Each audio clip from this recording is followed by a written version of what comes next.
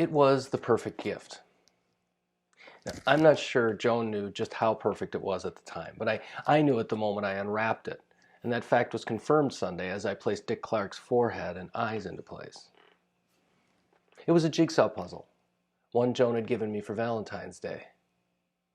Now, we're long past the days of chocolates, roses, and candlelit dinners, though looking back, I don't know that we've ever had a candlelit dinner. Not intentionally anyway, though I do recall eating something together during a power outage before we were married.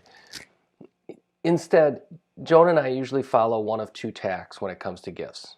Buying something together, such as the kayaks we got ourselves for Christmas, or finding tokens or small items that have meaning or practical use but won't clutter up the house.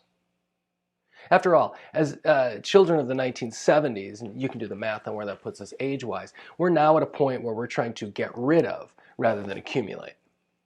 That said, gift giving for us, whether the big days like Christmas or birthdays, or smaller ones like Valentine's Day, carries a little weight to it. That pressure to find something that has meaning but won't take up floor space, add to drawer clutter, or cause frustration every time one of us trips over it in the basement as we try to get something else. This puzzle checked that box for me, but it also did so much more. Because I've loved jigsaw puzzles ever since the first of many times I sat down to work one with my mom at the dining room table as a child, the value and significance of that item only grew in my mind. Then, add the fact that the puzzle was a tapestry of 1970s history and pop culture, and you have the perfect storm.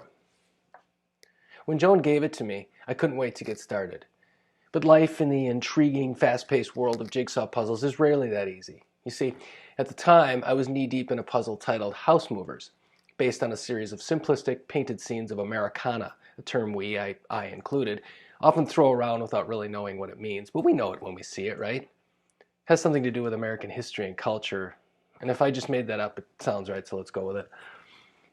Over the next few days, I feverishly worked to complete the current puzzle, a scene from the late 1800s, as this new, shiny, modern piece of Americana waited in the shadows, its subjects watching me, waiting for me.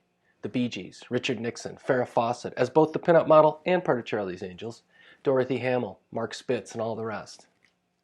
With every passing moment, as I completed the spoked wheel of a wooden ox cart or snapped the light blue bonnet on the head of a young mother walking on a dirt path with her children, it was there, not 6 feet away in a box on a nearby table displaying the completed image of what was inside.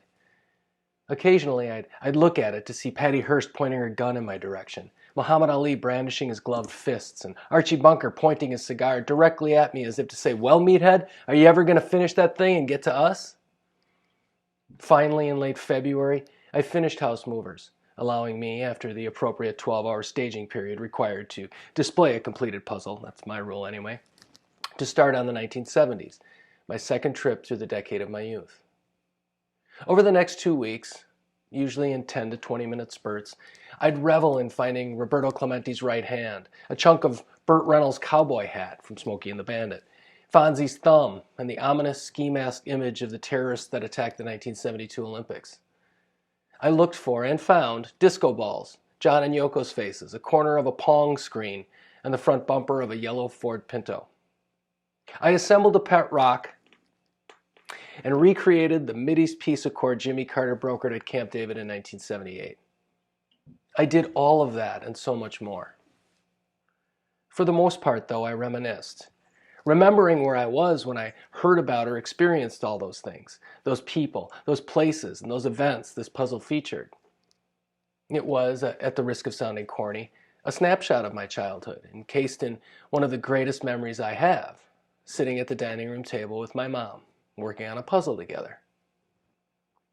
This puzzle means so many things to me. Its memories, rekindled both in the images on it and those that the puzzle itself brings to the surface. But it also shows how much our gifts, whether tangible or in spirit, mean to others. I don't know what Joan was thinking when she picked out this particular puzzle, and while I don't want to speculate, I'm guessing she thought it was cool, campy, appropriate, and something I'd enjoy. She was right on all accounts. But I really don't think she knows just how perfect that puzzle is to me because of all the things that it represents.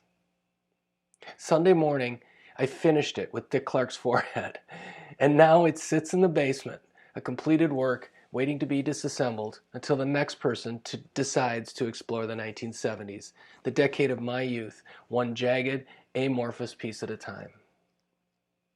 And I already know who that person will be.